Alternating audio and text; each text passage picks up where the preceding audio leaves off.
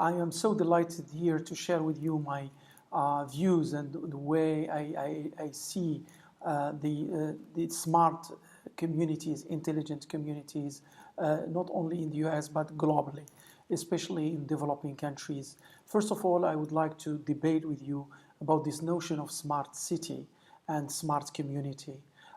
It's quite interesting how this question of smartness that started with the whole business of ICTs, information and communication technology, and the scholarly works that started until 1990s, where serious thinking started about how to set up, establish smart cities. Why? Because the whole idea of smart cities started with how fast communication is and what we call broadband communication and networking. This is a very interesting thing, and I think we're moving on now with that. However, I always link this question of the smartness of the city with its sustainability.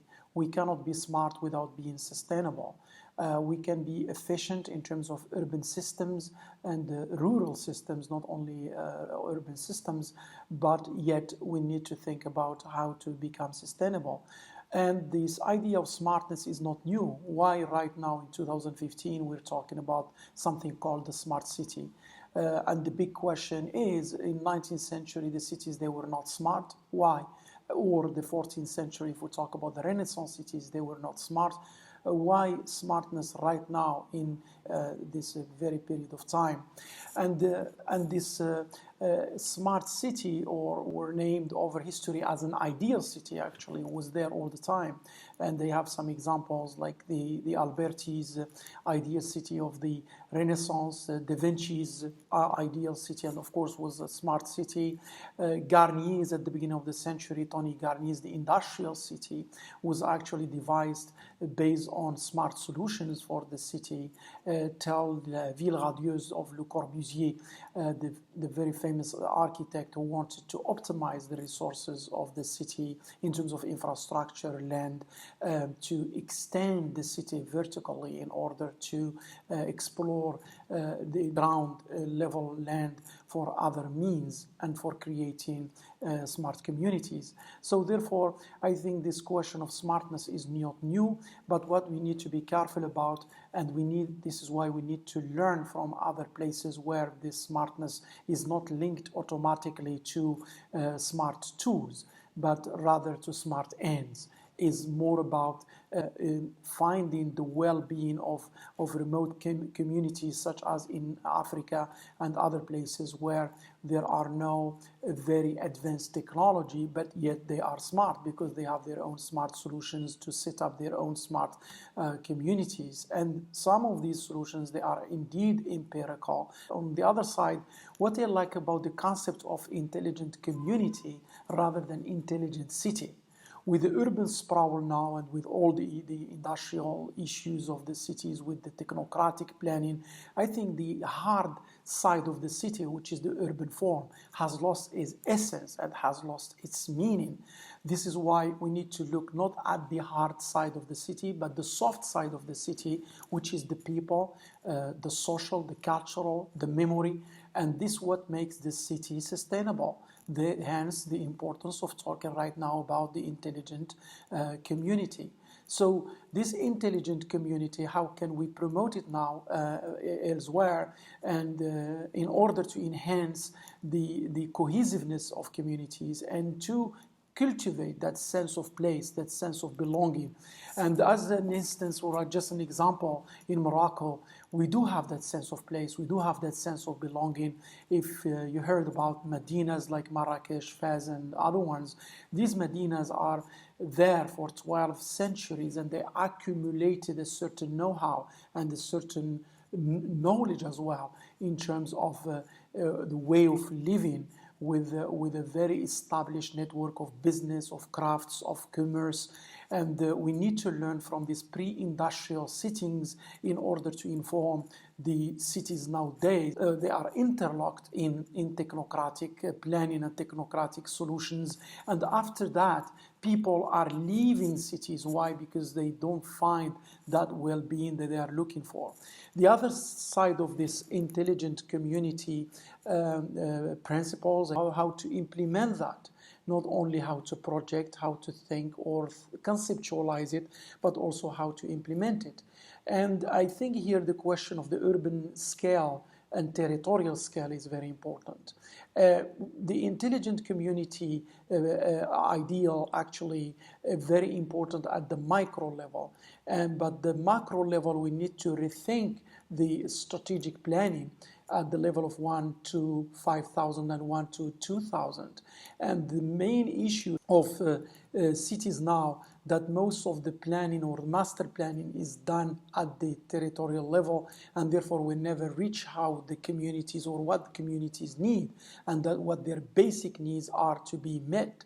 Therefore, we need actually to address the question of planning at the level of 500 or what we call now urban design. Yet this notion of urban design is very limited because we cannot just design, but we need to inform communities and we need to build and design with communities, not for communities from top-down level. What I call it like the grassroots sustainable planning and design. And this is quite a very delicate endeavor because it needs a lot of time and it needs a lot of efforts in order to improve the communication infrastructure, the knowledge of that community, innovation, sustainability, and of course the equity and how we can actually create a balance in a certain locality based on elements in order to generate an intelligent community. And the intelligent community that actually is the strategic unit to reach a smart city or smart urban planning or smart urbanization. And in order also to understand the smart local smart communities, regional smart communities, not only smart because of technology, but smart because of the human genius.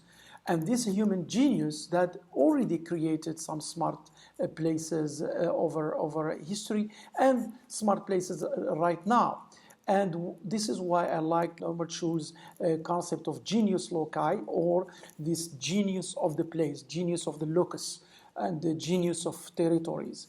And this is why I think it's important to learn from the global, but also to address the question of the local, to inform the global and reach something that we can term as global local without falling into standardization and uniformization of urban form or rural form as well. So this is actually based on finding the uniqueness in places rather than finding repetitive, monotonous forms of either of city form or community even form, because we can't make communities monotonous all over the globe. And we need to be very careful from having in one intelligent community for everyone, like one recipe. Therefore, we need to contextualize the principles of intelligent community and learn from each other. Different communities, they need to share the tools of this intelligent community in order to find triggers for triggers. Why these triggers are very important? Because the question of intelligent or intelligence or smartness, every community has it, but sometimes there are some seeds that they are dormant, and this forum actually is crucial to activate these dormant seeds of smartness among communities in order to enable them to build their place. Why I use the term place, and I'm not using space, because space can be just a void, something that is generated out of physical shell or vehicle, but the place is the human experience, the interaction with a certain locality that creates a sense of place with a certain memory.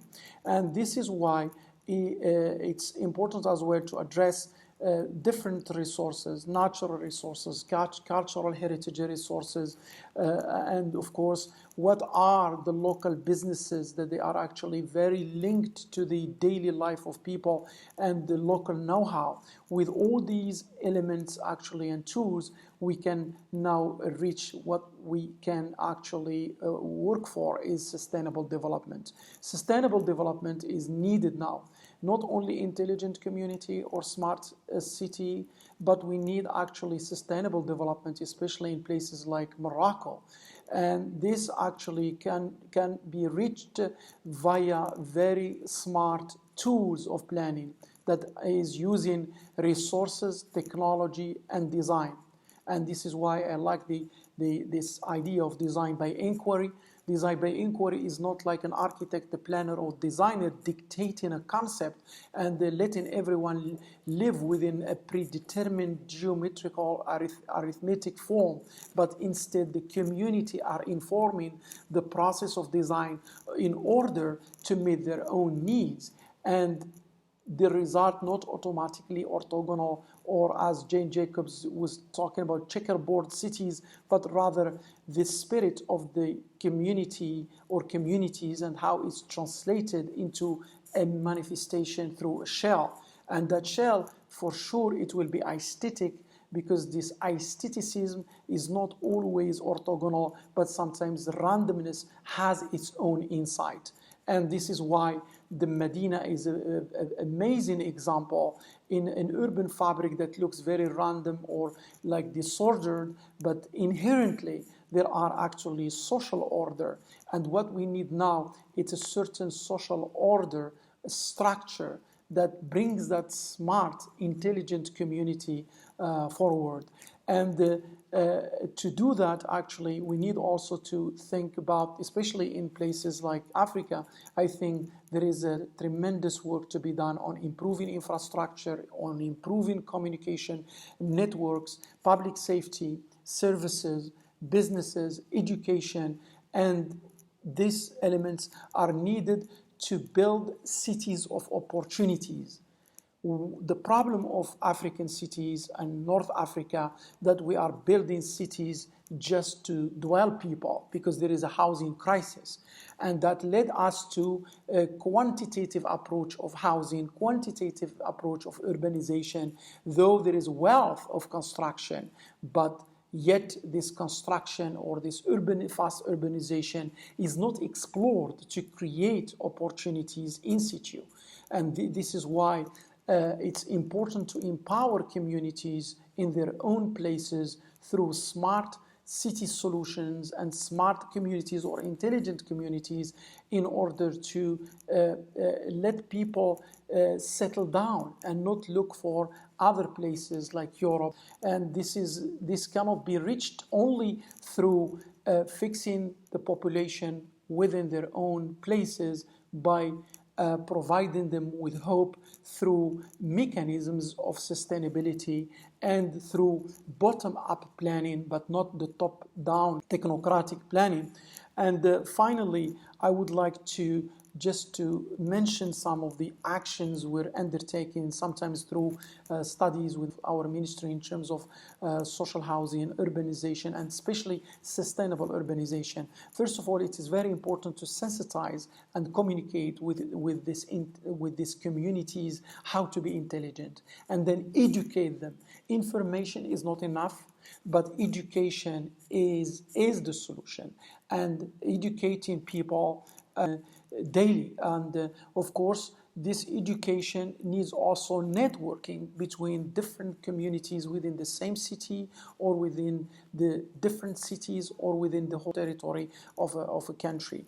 The other thing actually about the intelligent community, the way I see it, I think we need to cultivate good practices. We need to cultivate good practices. Where are those good practices? And this is why your forum, your institute is very, very strategic in the near future, because it can be a platform to exchange those good practices and how to develop those good practices in different communities, different places.